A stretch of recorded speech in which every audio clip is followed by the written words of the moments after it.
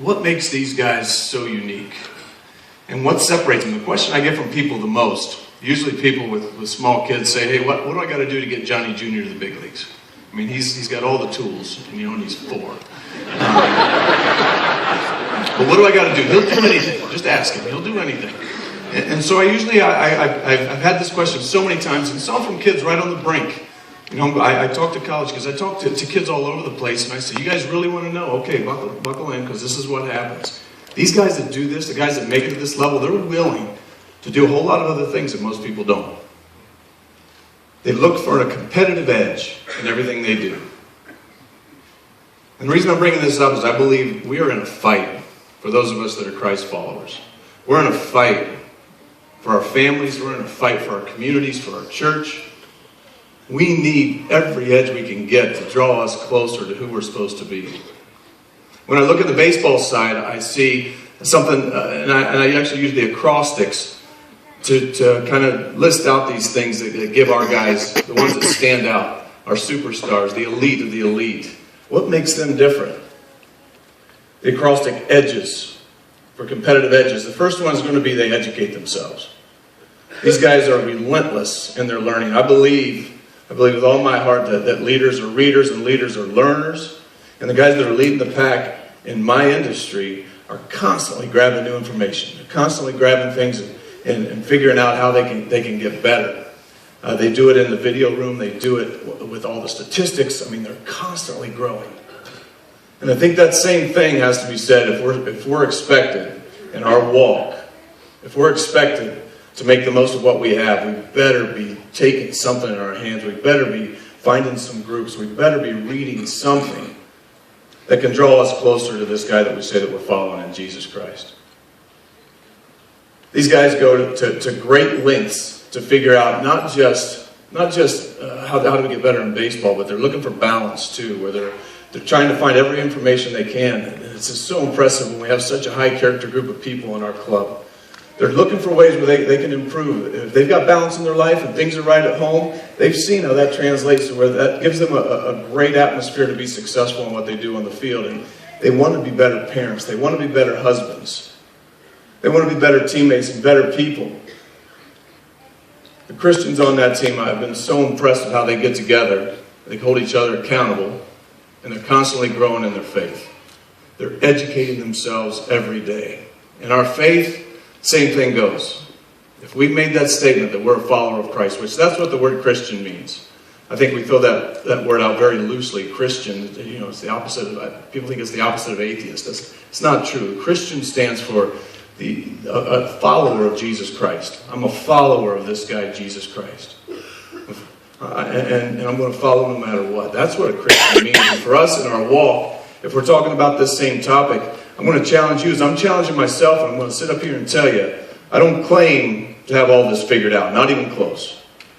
But there's times I get it right, and I don't think it's a coincidence that when things start hitting the fan, when I've got things going right, they seem to work themselves out a whole lot better than when I've kind of strayed a little bit and I've put my priorities out of line, and I'm trying to do it all on my own. So I want to ask you, Christ followers, what are you doing to educate yourself in all those areas with your family, with your marriage? How about in your walk?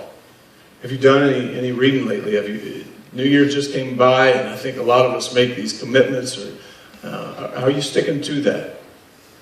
I'm challenging myself every day. My days go better when I wake up and open up His Word and spend some time in prayer. How about you? Are you educating yourself? The next one is discipline, D. Really the differentiator for us. We have a great weeding course. It's a weeding out course. In baseball, it's called the minor leagues. And man, there's some crazy stories there. But I got to tell you, that talent gap is so small between what we have at the big league level and what we have at the minor league level, let alone from big league team to big league team. I mean, you throw just the talent out there, you'd never be able to guess who was good and who wasn't, which team was going to win. It's the discipline in the little things. It's the physical and the mental discipline. And how I define discipline when we start talking to players is, are you willing to do things that the next guy's not? We'll show up to spring training, and there's going to be 30 catchers there. Never forget my first spring training. I show up and there's 30 catchers, all of them wanting that one big league job. I remember after looking at myself, what am I willing to do that none of these guys are willing to do? And on that topic also, what am I not going to do? What am I going to keep myself from doing that these guys are going to want to do? What's going to separate me? What's that discipline? I think the same thing goes in our faith. As we're trying to take this walk, and it isn't easy. Nobody ever claimed that it would be. But what are the things that you're willing to say no to? And what are the things that you're willing to say yes to? Really defines where your walk goes. Really defines the depth. Really defines your discipline. D, discipline. It's an edge. G stands for goals, but goals towards growth. As I look at our guys, and you look at people in corporate America, there's no secret. Successful people have high, lofty goals, and they're chasing them like crazy, whether it's a corporate mission statement or else it's a group individually, it's a leadership council. They have goals, and they're doing everything to push towards those goals.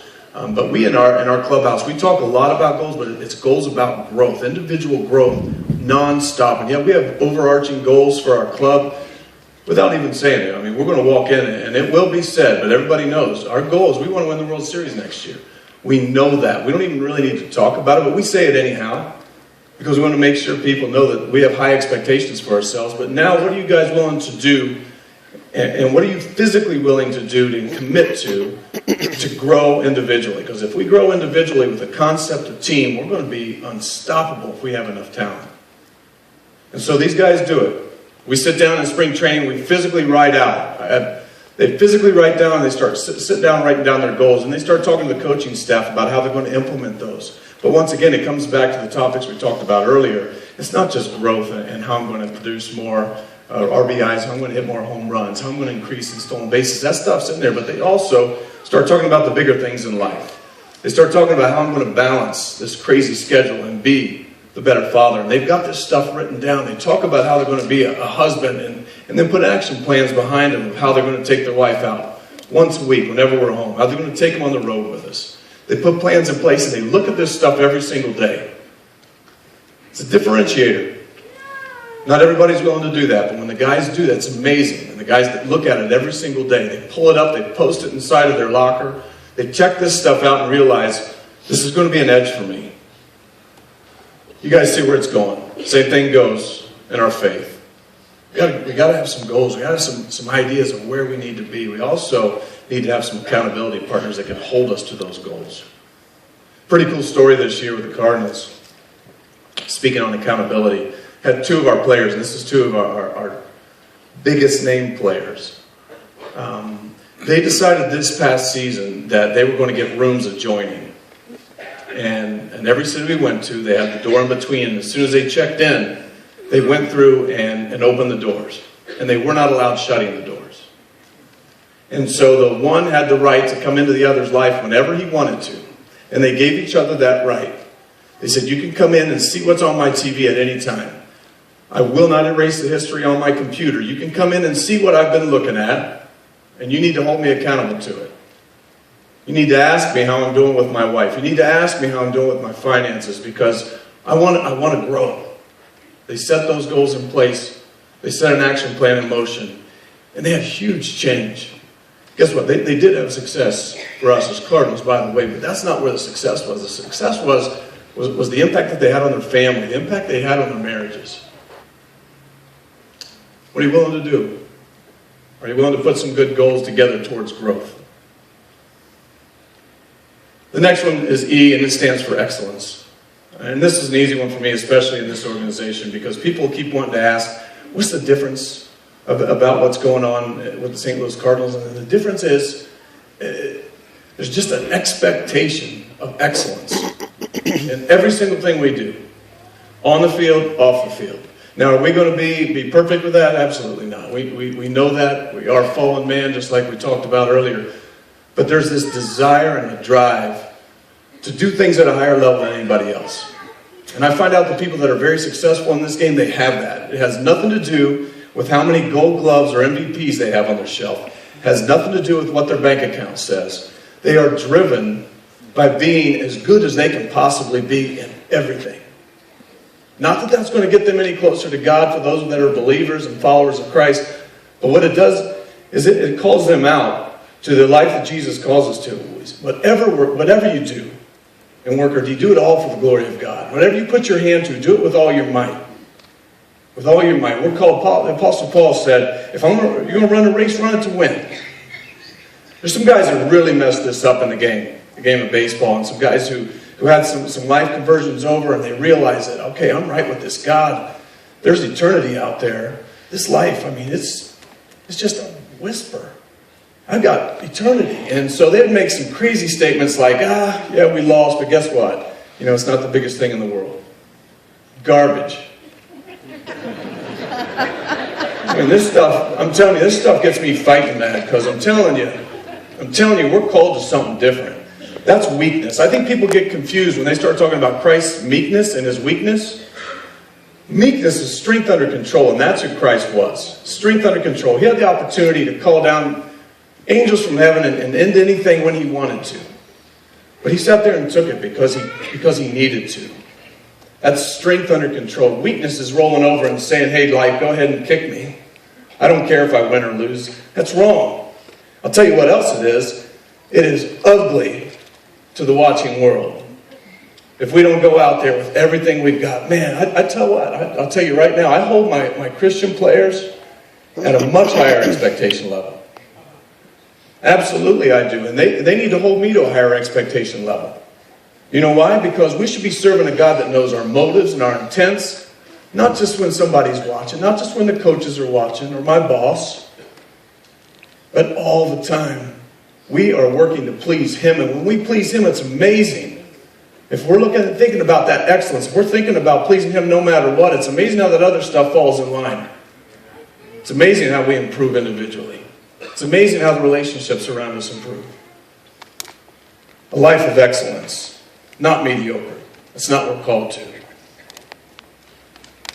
The last one is kind of different, and some people might not agree with this, but to me, I think it is absolutely the crux of what sets somebody apart.